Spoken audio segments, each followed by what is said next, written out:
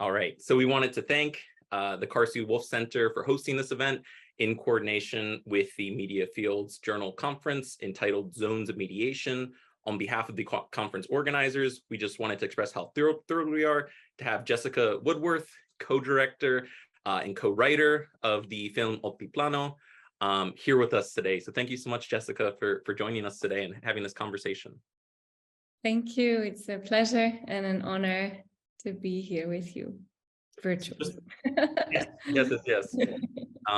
So just to go ahead and get started, what is Altiplano for your team? How would you summarize the film? And also, can you talk a bit about the title for the film? Because as we were chatting the other day, there's a very interesting sort of history in terms of the naming of the film itself. Sure, yeah. So I'll give a little bit of context. So this was a fiction feature film that we shot in 2008 in Peru, in the region, in the Colca Valley, so above Arequipa, so very, very high. And this is a second fiction feature that Peter Brosens and I made. He's a Belgian, Flemish film director. We had previously shot a fiction film in Mongolia in 2006, and that was our first foray into fiction filmmaking, and Altiplano became our second. But they're very closely linked, and we'll talk about that slowly but surely. Yes, we will. Yeah. So yeah, it's a story born from multiple sources and driven by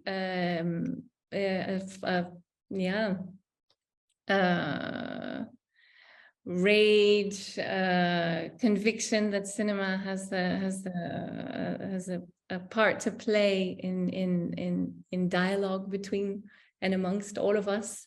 Yeah. And from the very start, it was a story built around two women, Saturnina, a young bride living in the high Andes, who is in a community that's been struck by a tragedy, a mercury spill. And so the community is contaminated, and she eventually takes her life in protest. And so the second pillar, main character, is Grace, this war photographer of Iranian origin, who as an incident in Iraq while she's working, her guide is assassinated, and she actually has forced to take a photograph of this assassination. So she loses her, in fact, all of her convictions there at that moment. And her husband, Max, is a Belgian cataract surgeon who works in itinerant cataract clinics, who finds himself in Peru, in this community near where Saturnina lives, in a clinic where that gets embroiled in a local conflict, and he loses his life there in a protest. And Grace makes this pilgrimage in mourning, in her bottomless grief. She makes a pilgrimage to this place in the high Andes in order to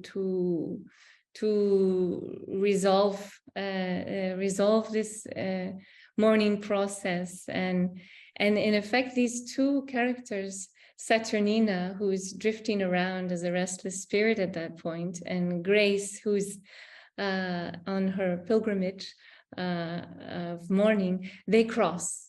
So it was our wish that these two women have these destinies which are seemingly extremely distant from one another through circumstance. We collapse time and space, and their lives do cross. Mm-hmm. Because our world is very small, and all of our stories are linked. And in the big picture, these are all our stories. And so we wanted to have a broken image maker cross paths with someone who is possibly invisible to some and visible to others, but who carries in her the rage of a community and commits to camera because she films her suicide. This act, heroic act, where she gives her life back to her community. So this image maker is confronted with the most potent image ever, and this starts a process of healing. So yeah, so it's it was our wish to build these two stories around a context inside an arena that had integrity. Oh, and this is connected, I think, with the title, yes? In terms of the naming for the title and so on, and sort of that process. Yeah. So we've made in total 6 fiction feature films, and it's become a habit to have a working title, and at the very last minute, at the very end of the process, to change the title. So we were all trooping around the Andes with, you know, the coats of the shooting crew with Fragments of Grace. This was the original title. Fragments of Grace, yeah, and as we sort of stumbled, all of us, through the whole process, production and post-production, we recognized that didn't do justice to the story. That having the name Grace in the title also drew too much attention to one of the 2 main characters, which didn't seem just. As time went on, it seemed much more appropriate to call the film Altiplano. It's where the film was shot. It's a sort of geographic space that doesn't carry judgment. It doesn't project anything. It reveals, it opens the story. So you can look at it in a larger, more sweeping context, because it's quite an epic story, shot in an epic manner. And so on every level, it seemed to fit the film more comfortably. It seemed to have more integrity. Yeah. So, and speaking to this broader context, you also mentioned how the film, of course, is part of what some scholars, I'm not sure if this is your term or just what the term that some scholars have used to describe your trilogy, but an eco-crisis trilogy. So I was wondering whether you could just briefly sort of talk about the trilogies, again, very quickly, sort of holistically, and then where Altiplano sort of functions as the second film in the trilogy. Yeah, so the third film, which we shot subsequently, is called The 5th Season, and we shot it in the forests of Belgium, and it was we had been in Mongolia working for years on Khadak, our first fiction feature, and then we were 3 years in Peru working on Altiplano. And we felt the need to work in our backyard. So we did. We shot it in our village with all of the locals. This is a habit, working very closely with the locals. We felt like we needed to tell a story that was closer to home. And it sort of completed an unintended trilogy. So the 3 films address the environmental crisis that we are all suffering through and trying to understand and trying to tackle in our own ways. So it was eventually called a trilogy, but that wasn't the intention. And the 5th season, which had a working title of Silent Spring, actually, changed almost at the last minute in the post-production. This was built around a concept, an idea, a question, actually. What if spring didn't come? Yeah, so this was and a sort of explosive starting point. It came, it's like a thunder, and we thought, and how would this manifest, and how would a small community like our own react to that? So it was a big gymnastics of the imagination. But we incorporated, like we do everywhere, wherever we're working, local emergencies. So in fact, the fact that the bees are disappearing, for example, the fact that our landscapes are becoming more and more unpredictable. And where will this lead us? So one Hadak in 2006 was it was in the context of the end of nomadism, and carries discreetly seems like the Gobi moving. Yeah, the Gobi is on the move, and so embedded in the story are all these ecological crises. And the same with Altiplano, which was had really a specific source there. Yes, this was my next question in terms of speaking to sort of how each film is dealing with a specific sort of regional manifestation of the climate crisis. I was wondering whether you could speak about sort of, because of course we're in the film, we're in this fictional town of Torobamba, but it's based on an actual tragic real event that is still unfolding, sort of a neo-colonial event that happened in 2000 in Peru. So I was hoping you could speak a little bit about that for the audience. Yes, so we took our what happened was that when you make a first film, you never presume or assume that you are going to have the privilege to make a second. And we with Hadak, we had a world premiere in Venice, where we won an award, which was film stock for a new film for a second fiction feature. And so we knew, okay, we're on a roll, we're going to be able to work further. And what brought us to South America was in large part due to Peter, his years of work in Ecuador and in Peru, working in the high Andes, and more specifically a study about punitive suicide. So he had some very serious baggage in hand, and this was unknown territory for me. So we took this sort of leap of faith and basically moved to Peru. But since we had for years and years been working on documentaries and then fiction in Mongolia, where we had spent, a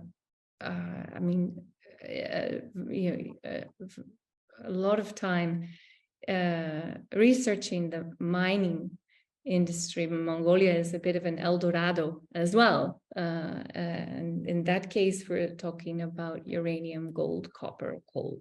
And so mines of all sorts is something that's somewhat of a specialty of ours. So it's very natural that we would be drawn up to the Andes into a territory that Peter already knew, and that we started roaming around with quite an open mind, a couple of story elements in mind, but we came across very quickly, immediately actually, the story of Choropampa, which you've mentioned, where there was this mercury spill, and it happened in June in 2000. There were trucks transporting from mercury from the Yanacocha mine, it's the South America's largest gold mine, down, and canisters were poorly attached to the back of a truck, and there was this colossal spill of 150 kilograms of mercury scattering through the village of Choropampa and 2 neighboring villages.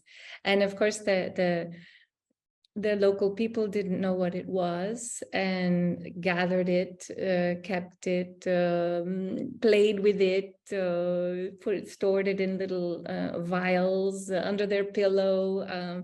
Children were thrilled. I mean, it's a beautiful substance. And quickly a sort of cleanup crew arrived, but they didn't clean up adequately, and they didn't inform the local population about the dangers.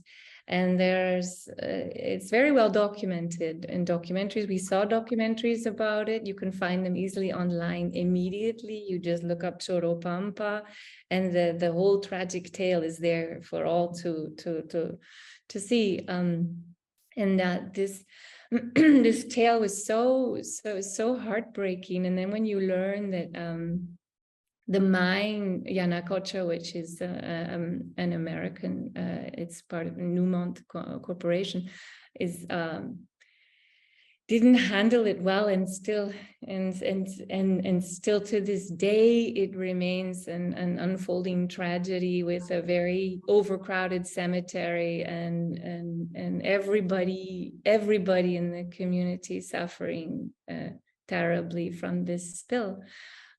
So we were deeply moved by this, horrified, obviously, and thought that this was a prime element in our story. And we knew from the start we wanted an image maker to come into this story as well, and that was the character of Grace that was built over time. Yeah, and then sorry, go ahead. Oh, no. I was just going to mention, one of the articles that you kindly passed along to me the other day sort of spoke to the ways in which even today children have health effects that we watched, that we see unfolding in the film. There are still people again today who maybe in their 20s or 30s are passing away and having early deaths. So there's this way in which the film it's depicting events that still have so much resonance and power today. Absolutely. One of the other pillars that you discussed, where you're mentioning Grace, of course, but then the other pillar in terms of her character, but then also her as an actress, is Magali Solier. And of course, this is just, for me, she's been one of my, favorite actresses to follow over the past several years. Her film, I think I saw this maybe just right before Altiplano. So her new Chilean film, Lina de Lima, is fantastic. This is somebody who's, an artist representative for UNESCO, and essentially one of, if not the face of Peruvian cinema on an international scale. So I was just wondering whether you could speak about that experience of working with her. And just sort of maybe some key memories or something to that effect from experiences. Well, she's phenomenal. I had seen her in we had seen her in Madenusa, film Another by beautiful film, yes. beautiful film, Claudia Yolsa, and we met Claudia and befriended her, and we said, wow, we would really like to meet Magali because she's the one.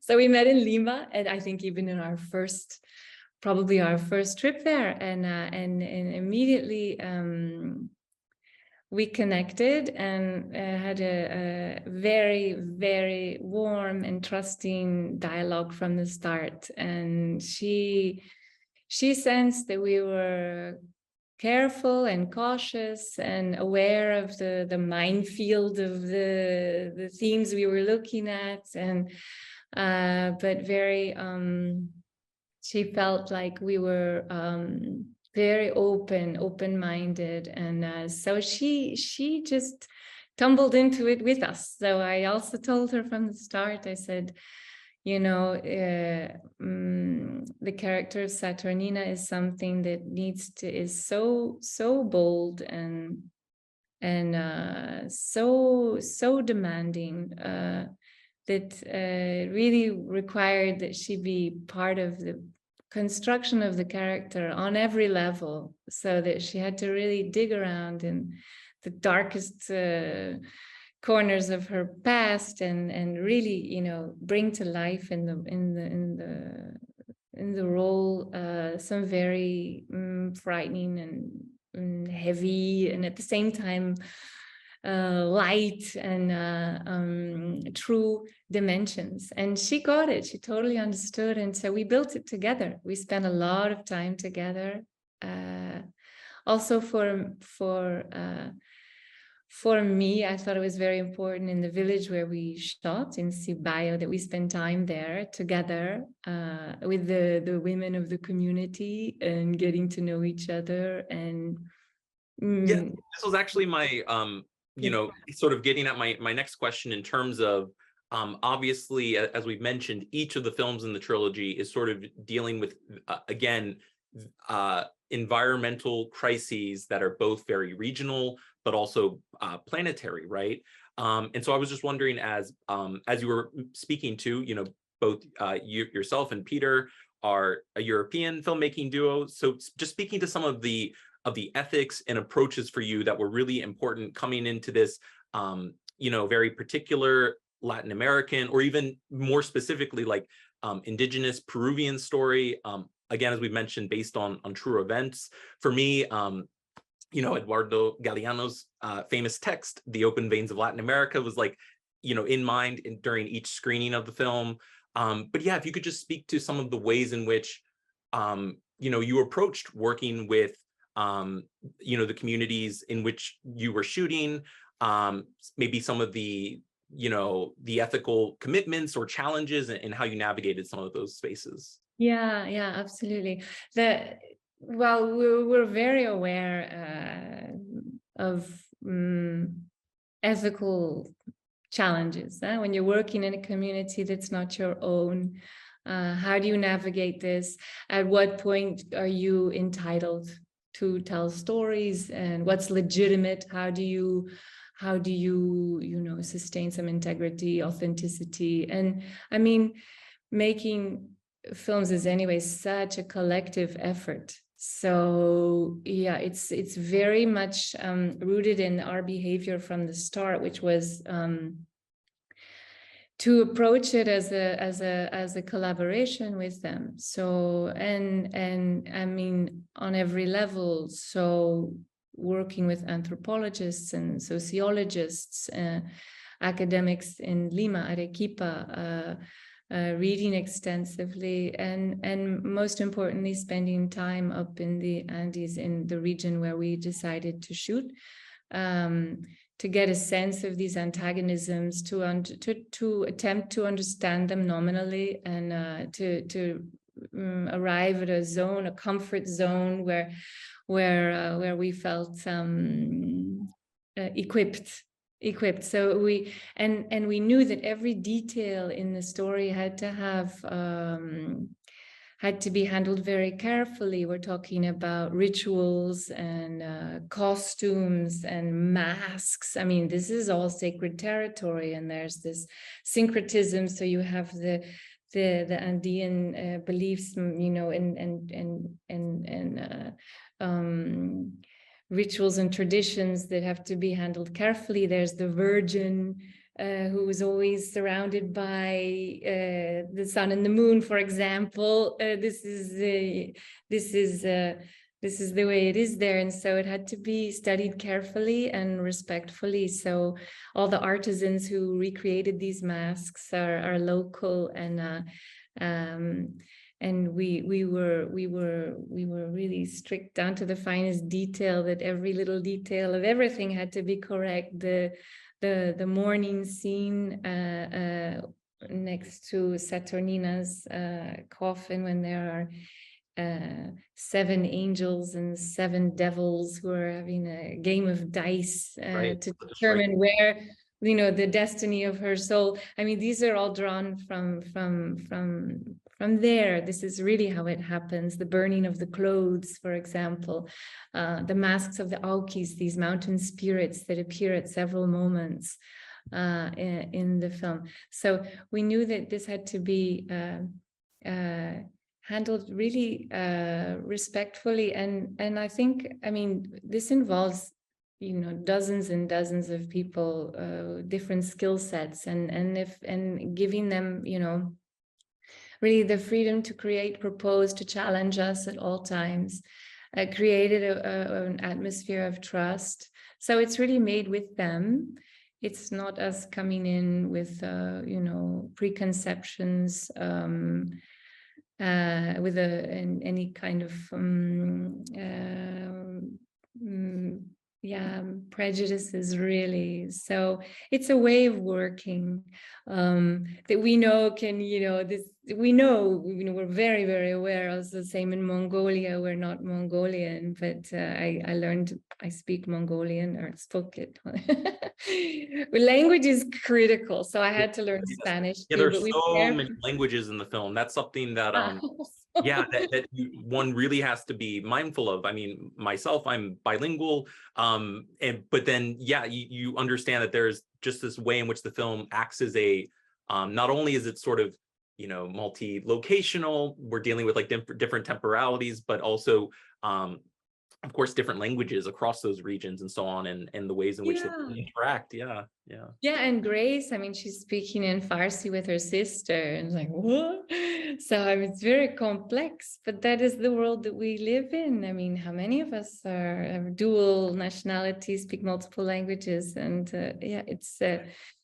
One way that I think the film also sort of deals with this really in a really beautiful and very interesting way is through music, right? Where the music in the film also acts as this really interesting bridge, again, across different spaces, different sort of cultural boundaries. And so I was just wondering whether you could speak a little bit about some of the making of the music and how that came to be, because it's just such a potent part of the film. Yeah, and it's very bold. I mean, music is Yeah. one of the motors, it's undeniably a very, very important aspect of the experience. And music is it's so personal, so it's almost impossible to speak about music, but in the end, the true question is in the editing process when you're pulling it together is, does it work? I mean, for us as the makers and emotionally, and that was always that's the marker we used to use. And so, yeah, we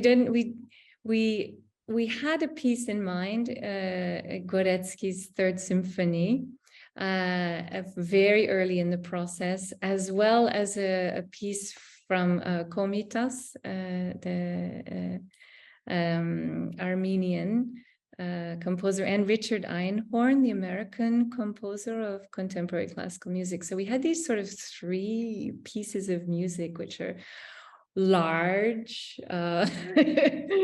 they're very present, bombastic, you can even say, and then you feel, I mean, they were they, in a sense, they were like lighthouses for us. Like they gave us our bearings during the process. We're like, wait, we have to come back to the timbre of that emotion, because that's really essential for the experience. And these pieces carried us through the whole process and survived, and we were able to negotiate the rights, and they're in the film. This doesn't always happen, but especially the piece of Gorecki, which carries the last 10 minutes of the film. This was really something we had to struggle to really wow, we have to really, in a sense, earn this, to feel like we've achieved something that is, that's worthy of incorporating this music, which is so majestic, so grand. Yeah. So, but in all of our films, we make quite bold choices in music, and there are no borders in music. We never have any ethical quandaries on that matter. But to come back to the ethics, I think we both hail from documentary, which I think is interesting to mention. Yes, definitely. And, yeah, and before Khadak, each of us made documentaries, me in Morocco, Peter in South America and in Mongolia, and then I was shooting in Mongolia, where we actually met there. And we came to a point where we had to make this necessary step into fiction, because that was where we felt most comfortable, and that was where we would navigate most freely and most effectively reach maybe truthful moments that were, and it was unexpected. Neither of us ever had any intention of directing fiction feature films. This was never in our radar, but it came out of a necessity, and it comes it's born from this, it's a fact that when you have a relationship with your subjects and your partners or so, when you're in a documentary environment, it's totally different from when you're in a fictional a fiction film construction. The pact is completely different, actually, because in fiction you have an agreement, we know the goal, we have a common end, there's a script, there are contracts, people are paid for their time and work, they're valorized for their input, they're listened to carefully. It's a completely different environment than and documentary is a completely other way of working. It involves a degree of manipulation naturally that's constantly there, and it's a different kind of pact and exchange, not to belittle or undermine documentary in any way whatsoever, not at all. But Peter and I both felt comfortable in making things clear. It's like, lay it all out, and this is how we're operating, and we're working together on this. So we felt really comfortable with that terrain, ethical terrain. It suits us much better. Yeah. Just to transition just for a moment, but the film, like we talked about how sort of it's this interconnection of, again, different temporalities of different spaces, but also just, this, again, fictional town of Torobamba as sort of a meeting point, right, in terms of state violence, in terms of these extractive operations, in terms of locals, outsiders in the region working in the mines or working for, NGOs.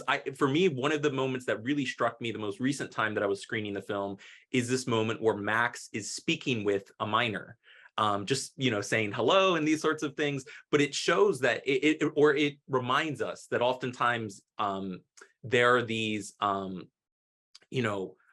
points of interconnection, right, between NGOs and these mines, in various extractive zones. Or so it sort of hints to some of those histories that may or may not be the case in this, fictional context.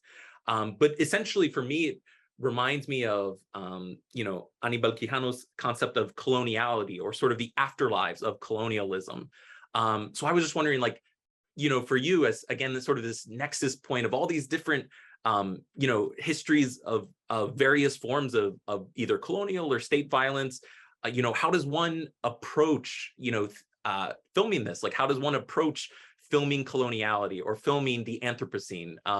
Because, and obviously this is such a big question, but, so I apologize for that. But any sort of, I don't know, like thoughts along the way in terms of capturing these huge forces, right, that impact, all of us in different ways and on different scales all over the globe.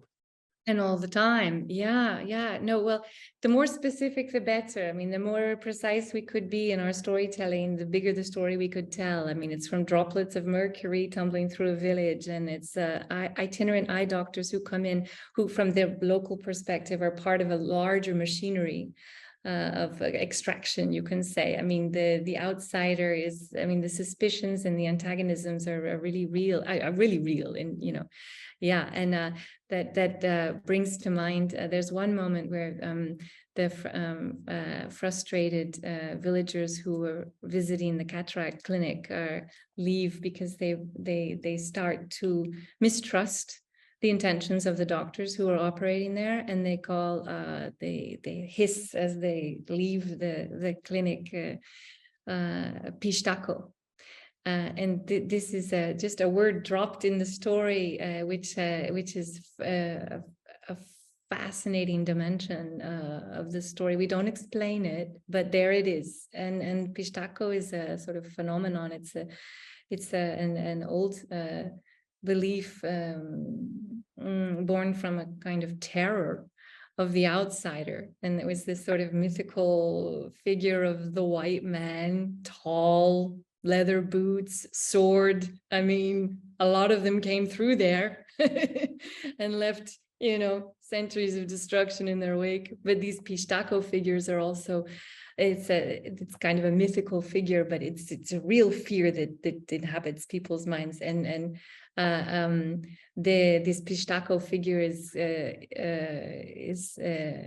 considered someone who who can kidnap children, who can, when people disappear, local communities have been known to blame this on the Pistacos. It's an idea that these foreign white men, they actually, they take the lives of locals and they purge their bodies, they dismember them, they take the body fat and they incorporate the body fat into the machinery that's used to extract minerals and to drive their trucks. And fascinating. So this is just one example of a very small element in the story, which is actually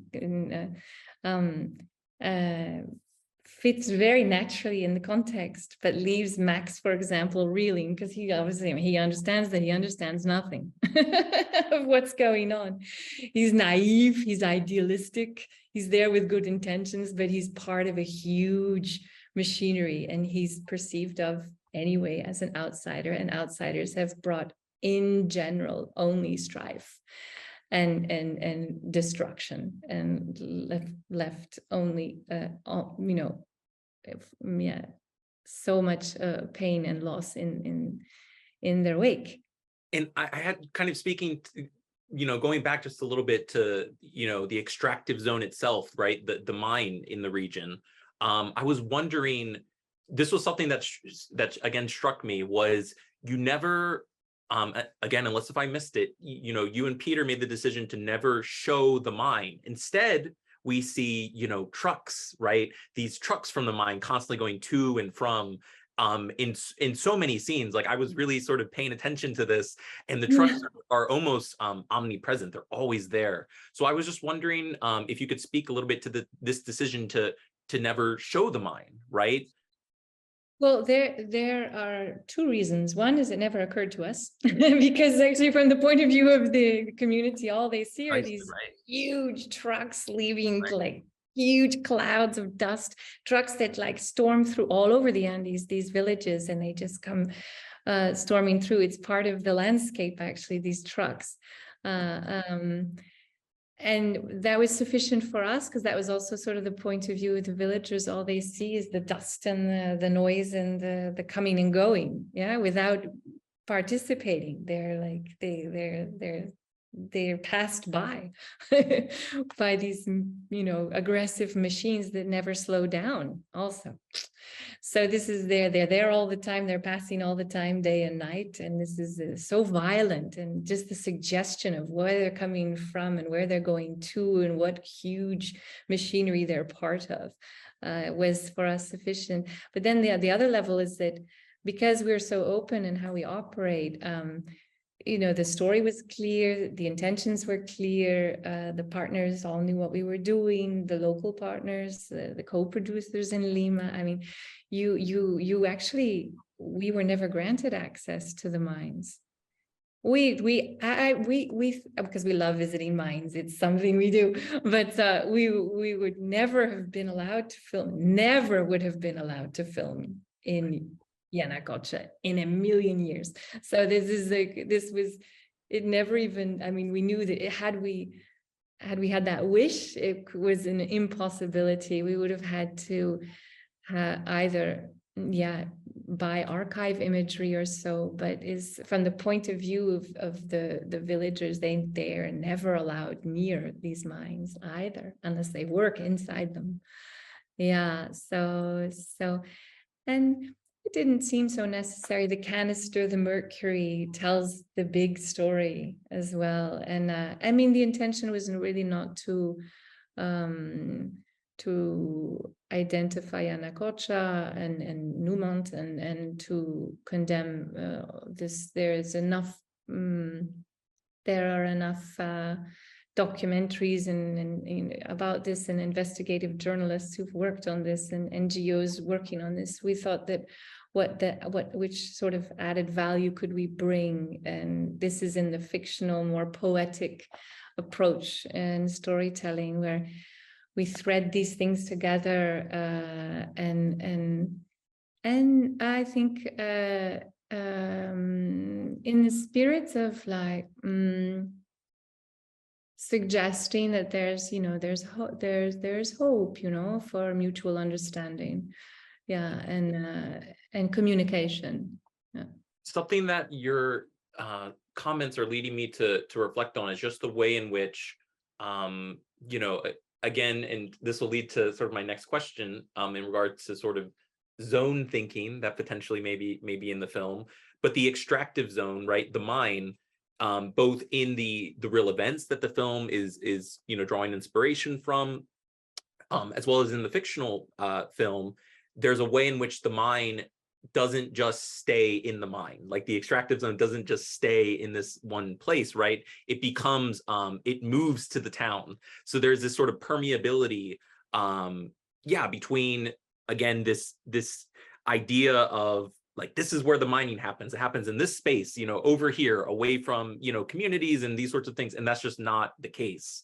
No, not at all, because they're digging up sacred mountains. I mean, for these communities, these are living landscapes where that are really alive and full of spirits and spirits and have to be honored and respected and cared for. And the mines, like, you know, dig cavities out of mountainsides that should be left alone, and so there's an overlap constantly. The glaciers that are, you know, disappearing at a shocking rate in Peru. I mean, this alone is alarming, and that's all connected, actually. I mean, for some of their rituals, like Ignacio, the fiancé, has to go up. This is something that the groom does in that community. You have to go up and fetch a bit of ice from the glacier and bring it down, and you bless your bride with this. This is an ancient tradition, but there's, you know, the ice is disappearing. Like, yeah, this is also connected to the climate, the violence. Yeah.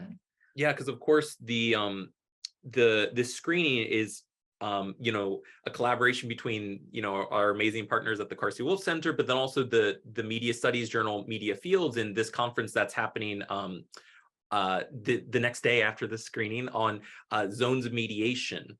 And so the zone, of course, coming from the Greek, is about this idea of sort of girdling or encircling. And so I think some of the things that you've spoken to have sort of given us some initial initial entry points into sort of zone thinking, or some of the zone theorizations, right, that are happening in your film.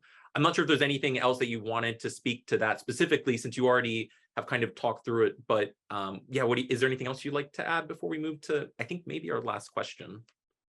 I mean, when in the construction of the film, we're never thinking of theory.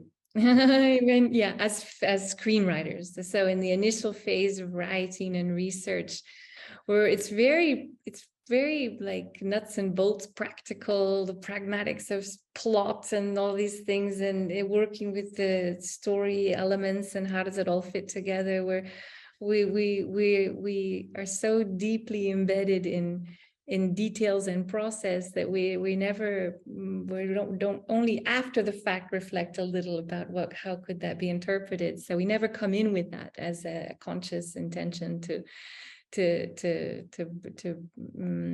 bring a theory to life, or even to embed symbols that are important to us. No, everything emerges from the work. Actually, everything emerges from the field work. But zoning, yeah, I mean, I think, but also interesting to note, Anthropocene was not even a word that we used in those days. This is not so long ago. It's only quite recent. This is like early 2000s, right? Like 2000. Yeah, we were in Peru, beginning 2006, 5, 6, 7, 8. We shot in 8 and released the film in 2009. So it's not that long ago, actually, but we weren't thinking in those terms. We were just coming from years of field work in the mines and completely devoted to these themes in work we were doing in Mongolia. And we brought all this passion and conviction and curiosity to South America. But the Anthropocene, it's not even a word that was in our vocabulary at the time, which is very interesting. It's totally infused all of our films. Yeah, all those things are there. Yeah, absolutely. Yeah. But we're the history we're aware of. I mean, how, you know, the first when the Europeans first came into the region, they disrupted the entire ecosystem, and the decimation of the population meant that the forests grew rapidly, and then the coastline was totally transformed because the stories are endless. So we were aware of all these things, but not interpreting them in zoning.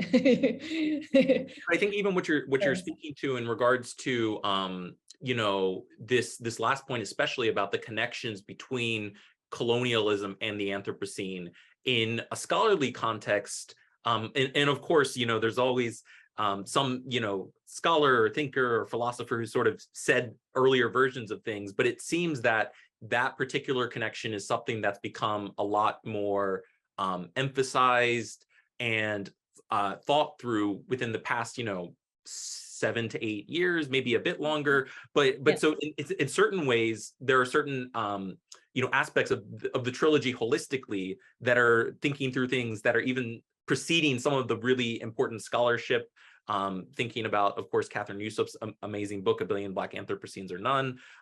But so, yeah, I just think that that's something that's of note where, yeah, where your films are thinking through these important intersections. I guess we will have to leave that to the academics. We're just doing our craft. The last question, our ability and with all the convictions we have about, you know, where we work and why we do what we do, and but we're hopeful nonetheless. I mean, I think dedicating so much and taking so much risk in order to create cinema is requires anyway a degree of hope that there is to what greater purpose in our humble sort of role in this whole thing is hopefully to transmit, you know, and to provoke you know, contemplation about the bigger picture. Of course, Choropampa, I mean, we're privileged, we're filmmakers based in Europe, and you know, we can fly to South America and create film with and you know, we don't suffer the tragedy that the people, for example, of Choropampa are suffering through, for sure. But it is our story. We're all part of this, you know, all of us are part of mechanisms that are part of the bigger picture. And so in the big picture, we do belong there as well. I mean, you know, I'm American born. The mine didn't take responsibility for the catastrophe in Choropampa as American. I mean, these are our stories. These are our stories. And some, you know, there are absolutely people who suffer much more than we do. But in the big picture, we are all suffering. Yeah. Yeah, this is, again, just leading me to think about, you know, the ways in which, thinking again specifically within sort of Latin American cinema, you know, the ways in which the Anthropocene thinking is manifested within third cinema, perhaps, and all of these other sorts of questions that now I really want to begin to think through and research. So thank you so much for raising these points. The last question that I wanted to ask from you is, so in the film, the image, right? So photography in particular functions as a tool of inscription, recording, distributions, and we might add like remembering something like this, or remembrance, ideas of remembrance. We might think about the, you know, some of the opening scenes, of course, in terms of Grace being forced to capture, right, this act of violence to capture this murder, and then of course we have this politically motivated suicide at the end that's filmed. So could you speak a bit, you know, about how you were thinking through, because it seems to me that the film in that way is very much trying to think through the role of film and media of different sorts, right, in sort of this moment of climate disaster. So any just sort of maybe, reflections on that? Well, I mean, I think that the fact that Saturnina films her own demise was a from the very beginning a crucial narrative plot point. So there was never any question about that. And the photograph of Omar as he's assassinated. So these two images, one a video image, which is a weapon, and one a photograph that's made and compromised in a compromising situation, which ends up a celebrated image, but is something that is a source of huge trauma for the photographer herself. Had she not been there with that guy whose name was Omar, he would not have been assassinated. Yeah. So, I mean, how powerful. And we're very, we've been thinking about this, of course, for years and years, the role of the image and beauty. I mean, if you look at the controversial figure of Salgado and his,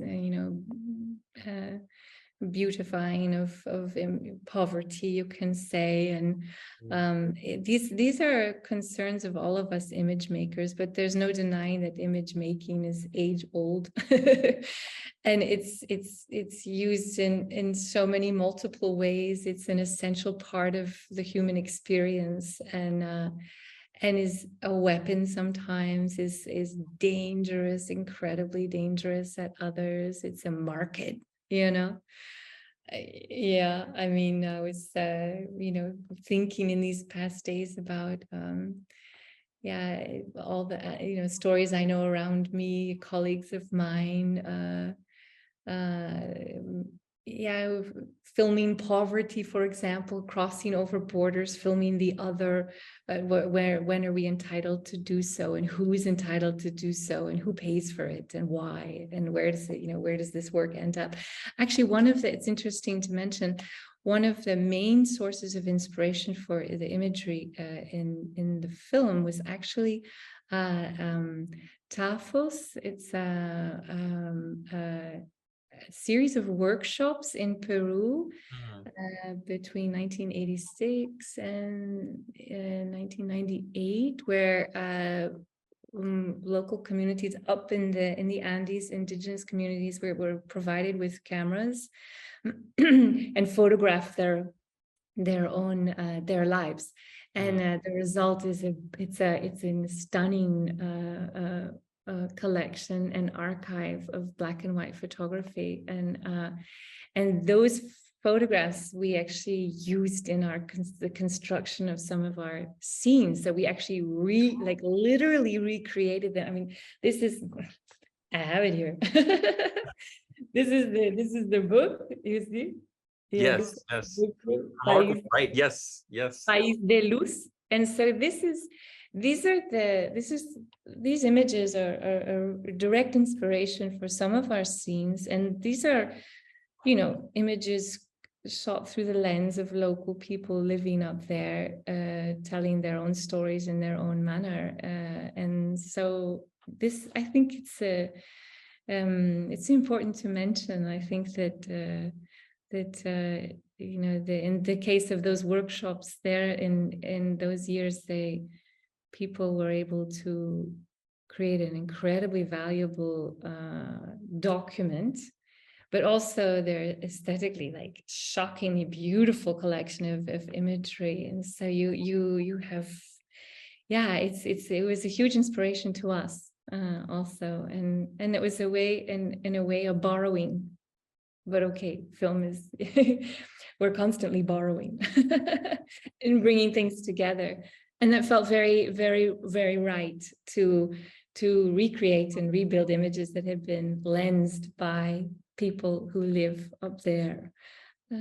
We found that very valuable. Yeah, but we're the images is something to be at least thought about very carefully. I mean, I think that the best we can do is to stimulate the coming generations to slow down and think about, you know, the still image, the moving image, the tsunami of imagery, to take time and to think about the ethics of it. I mean, you all as academics and us as filmmakers, it's sacred territory and dangerous and powerful and exciting, and yeah, it's part of our life. It's all of us are surrounded by it. We consume it all day, every day, and sometimes without reflecting.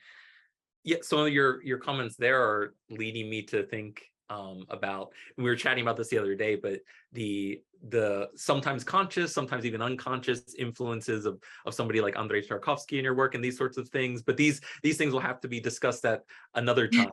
But I just wanted to thank you so much on behalf of, again, on behalf of the Carsey-Wolf Center, and also on behalf of the Media Fields Conference, Zones of Mediation, that'll be being carried out over the next 2 days. Thank you so much, Jessica, for your time and for offering these amazing insights into your still very, very important film. Thank you. Thank you very much. It's a pleasure.